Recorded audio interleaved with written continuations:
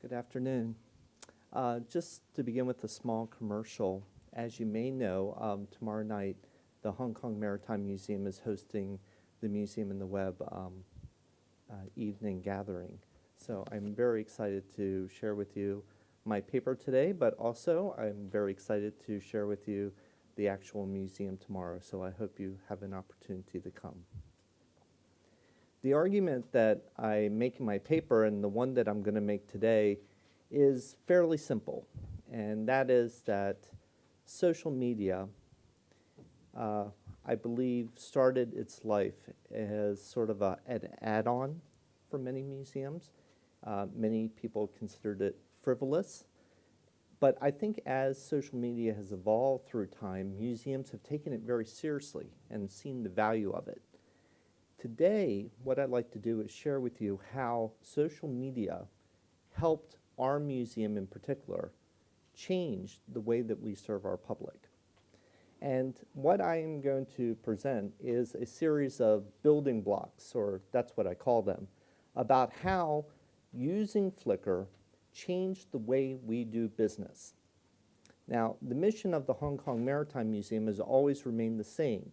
Our mission is to serve as the cultural home of maritime heritage here in Hong Kong and Greater China, and how it's connected to the wider world.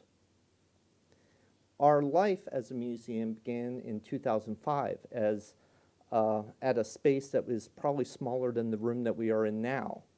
And in many ways, it was a very boutique museum. And the people who came to us were mainly people who were lovers of maritime history and culture. And I think we could have been located anywhere in Hong Kong and they would have found us. But 2 years, something happened and something changed. And that is the government of Hong Kong gave us a spot, not in the middle of nowhere, but right in Central, at Ferry Pier number 8, in the heart of Hong Kong. And the government, for the first time, stepped in and said, we are going to support you as a Hong Kong institution. And in my feelings at the time were, we can no longer do what we've done in the past, and that is we can no longer just serve the maritime enthusiast. And it was at that time that I was brought on to help with the move, and at that time we started our Flickr project. And I'm very happy, as I said, to share with you the evolution and the building blocks that that process has taken us through. In many ways, the project began with a question. And our director came to me and said, how do we put our collections online? Up to this point, no collections information had been placed on our website. It was just mainly a site that told you as a visitor at home how to get to our physical site. This question, in many ways, helped to say we are more than just a physical location. We are a resource. Now, I could go into the many challenges that I faced at that time, but to say the least, one of the big problems that we had was IT infrastructure. We did not have a collections management system that had e-publishing capabilities. We did not have the resources to really have a fully integrated collections management system online for our public to search by all the different criteria that museum catalog their pieces in. So in some ways, the quick solution was to use Flickr. Now, why did we use Flickr? One of the things that I learned very quickly is that even though many of our staff had not done extensive work in collections management before, they had extensive knowledge of social media, and they had worked with Flickr in their own personal lives, and many of them had their own photo streams, as it's called on Flickr. So essentially, what I introduced is a way to bring our collections online in a manner in which they were already familiar with. I mean, after all, Flickr was not designed for museum professionals. It was designed for the general public with drag and drop features. It introduces simple tagging It does have a hierarchy of different ways to categorize the information, but the bottom line is that this was a easy entry point for our staff to become familiar with, and how this would be the first step in how the museum would start to think differently about our collections. I may also add that at $30 US a year to host a pro account, as they like to say in Hong Kong, that's value for money. So the first thing that we really began to do is think about our collections in sets and to place the digital images into these large categories. We thought about our collections by material type. That's things like ship models, ceramics, things of that nature. But we also began to think about themes, and we also started to think about galleries. Because remember, at this time, our museum was growing, it was moving to a new location, and we could use the Flickr as a way to digitally organize the spaces of the museum before we even moved there. Something that had been done primarily by cutting out pieces of paper and putting them on a map and showing where objects may or may not be going. One of the things, of course, that is wonderful about the digital media, and I just mentioned this as a reference point, is that if we upload a plate, such as the one at the top right, which is a Ming Dynasty plate that shows a Western ship coming into the horizon, we only have to upload that one digital image once. And it can live in this set, which is our China Trade Gallery set, or it can live in this set, which is our ceramics set. And one of the things that I really started to encourage our visitors, or I should say our staff and visitors, about is that people think about collections in different ways. Somebody may be thinking about our collections from a thematic point of view, like China trade, but some may be interested just in the material type. This was a good data set to begin trying to transform our collections into something a little bit more manageable than had been previously undertaken.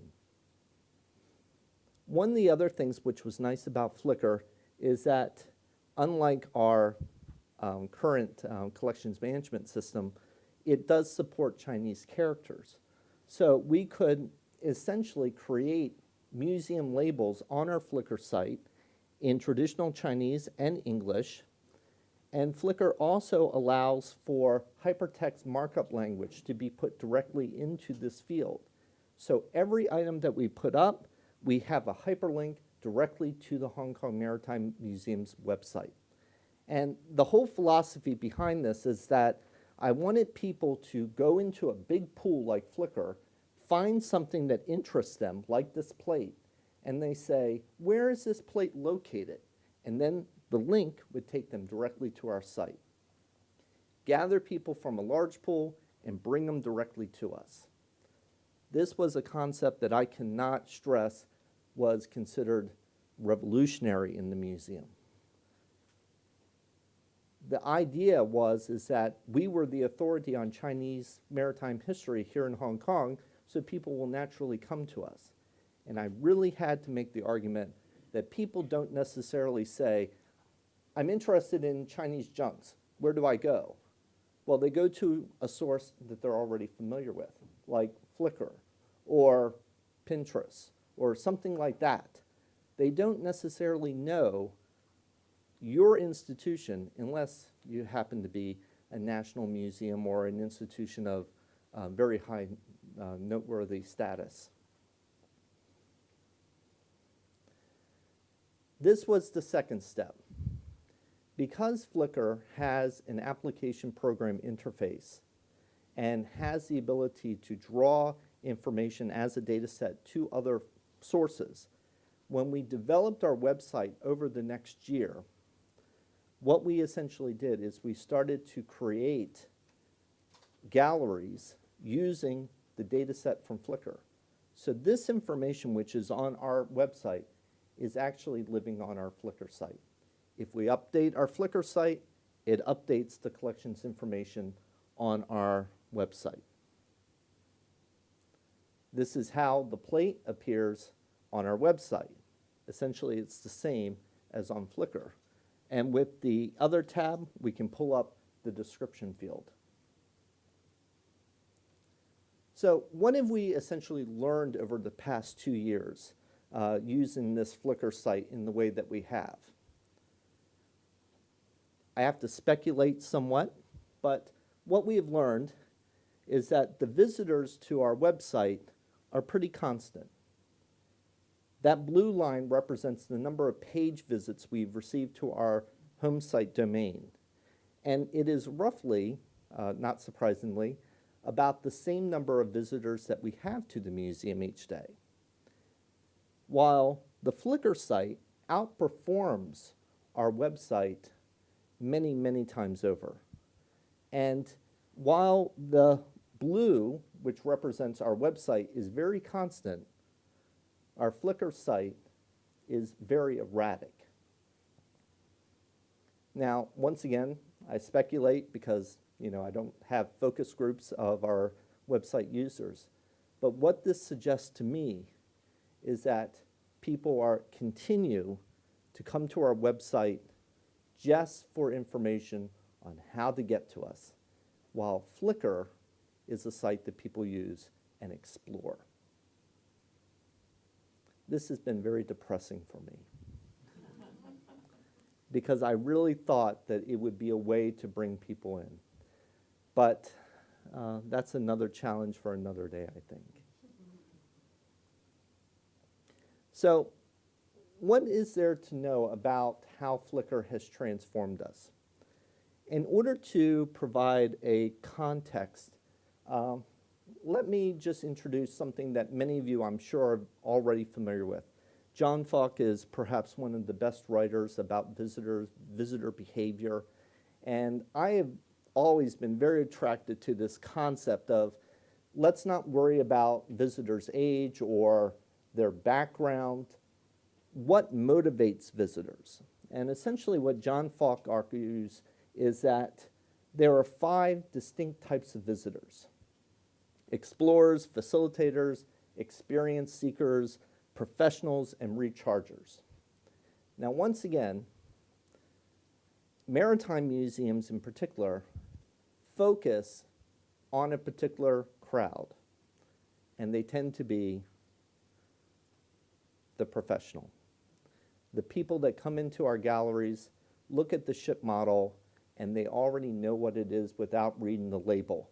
In fact, they could write the labels for us. I talk to visitors sometimes and they say, this is a triple screw mechanized vehicle with a 32 knot, and I'm like, ugh, not for me. But it's really a problem in the maritime world, is that that's what people want. And many of the people who work in maritime museums, that's what they want to do also. So how did Flickr in some ways change this?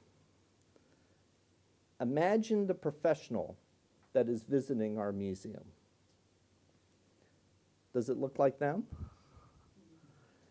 We recently had a workshop at our museum in which we had families create posters based on artifacts in our museum.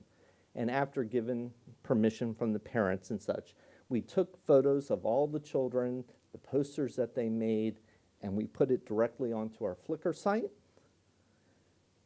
And then, of course, because it's on Flickr, we can bring it directly into our website as well.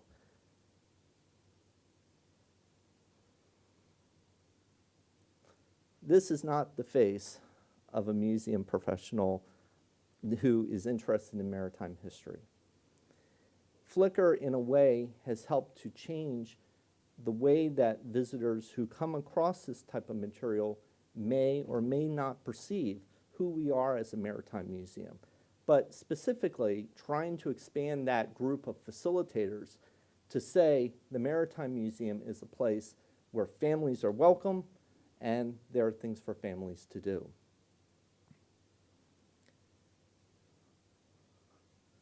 We just recently opened a new exhibition, which I hope everyone gets to see. It's called through the lens of John Thompson.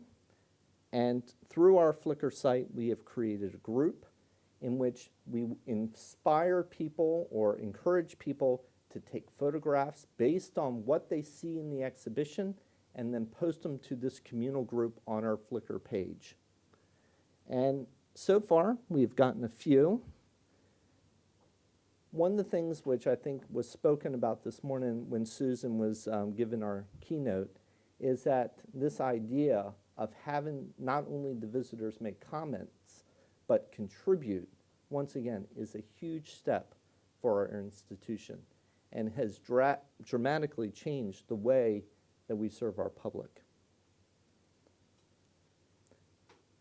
In recapping, we've gone through a series of building blocks from placing our collections online, using the application program interface to connect it directly to our website, to expanding our audience beyond just the individual who's the enthusiast, to sharing information and collating information from visitors themselves, and hopefully these experiences can lead us to the future.